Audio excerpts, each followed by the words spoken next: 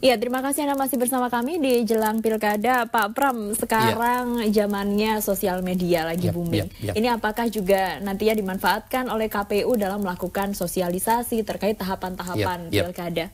Ya memang mau tidak mau ya, mau tidak mau era sekarang ini era informasi, mau tidak mau KPU harus menggunakan sosial media untuk memperkuat kerja-kerja KPU, bukan hanya di dalam penyelenggaraan tahapan-tahapan tapi juga di dalam sosialisasinya.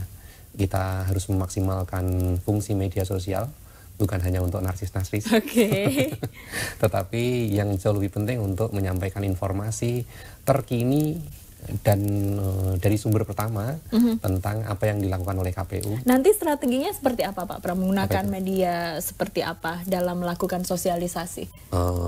Beberapa yang sudah kita coba ya, itu hampir semua kegiatan kita itu live streaming melalui Facebook misalnya, jadi bisa diakses dari kita sih ngikut-ngikut perlu aja sebenarnya gitu. tapi itu menarik bagi generasi yang sekarang, bagi generasi anak-anak sekarang itu menarik begitu. Tidak, mereka kan ya mungkin ke media-media konvensional mungkin juga udah mulai jarang gitu, tapi tiap hari kan pegangannya smartphone begitu. Nah, lalu tentu Facebook, Twitter, Instagram itu akan kita maksimalkan untuk menyampaikan informasi-informasi apapun terkait dengan kegiatan KPU. Oke, Bu Titi, ini informasinya bisa cepat nyampe ke pengguna media sosial yang memang lebih sering mengakses media sosial.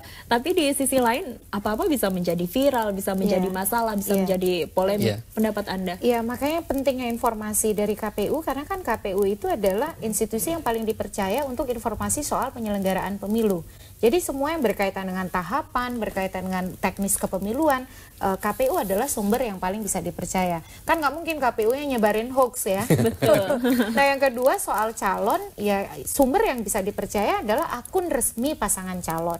Makanya kan KPU punya regulasi di dalam kampanye, pasangan calon wajib mendaftarkan akun resmi mereka. Jadi kalau misalnya banyak beredar akun-akun tidak resmi, anonim, maka calon bisa mengatakan yang benar itu informasi hanya dari akun resmi kami. Tapi sekali lagi Mbak, saya kira Bawaslu terkait dengan berita hoax, kampanye jahat di sosial media, di medsos, ini harus bergerak cepat. KPU tidak bisa sendirian, tapi negara melalui aktor-aktor negara yang lain itu punya sumber daya. Ada kepolisian, ada Kemenkominfo dan lain-lain. Bawaslu ini harus bergerak cepat mengordinasikan institusi-institusi yang ada, sehingga kalaupun ada fitnah, ada konten yang betul-betul jahat, hoax, itu bisa cepat ada informasi pembandingnya dan kemudian ada responnya begitu. Nah, selama ini kan viralnya kita seperti wait and see, dia menunggu. Tapi sekali lagi tindakan hukum tidak boleh melanggar HAM. Jadi kalau betul-betul itu aktor intelektual sengaja, ya itu yang harus ditindak. Gitu. Singkat saja Pak Pram, komitmennya dengan Bawaslu untuk sama-sama memerangi kampanye hitam dan hoax seperti apa?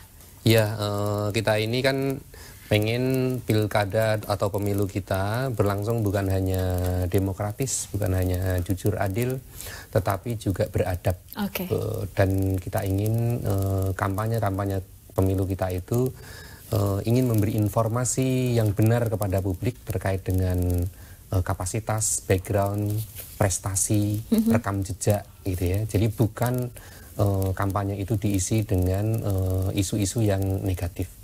Dengan begitu pemilih itu memang diberi pemahaman yang benar tentang pasangan calon. Jadi pemilih itu dikasih tahu bahwa calon-calon ini semuanya baik-baik, kelebihan masing-masing apa. Tapi kalau kampanye itu isinya semua kampanye negatif, berarti calonnya nggak ada yang baik. Kan begitu. Yang ini baik menurut pasangan sebelah, yang ini jelek menurut pasangan sebelah, yang sebelah juga jelek. Jadi semuanya jelek jadinya kalau begitu. Tapi kalau kampanyenya bernada positif semua, itu kan memberi harapan pada publik bahwa kandidat kita baik-baik.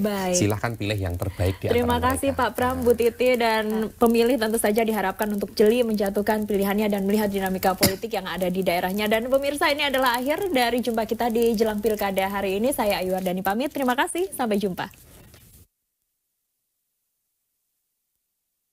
Partai besar dalam konteks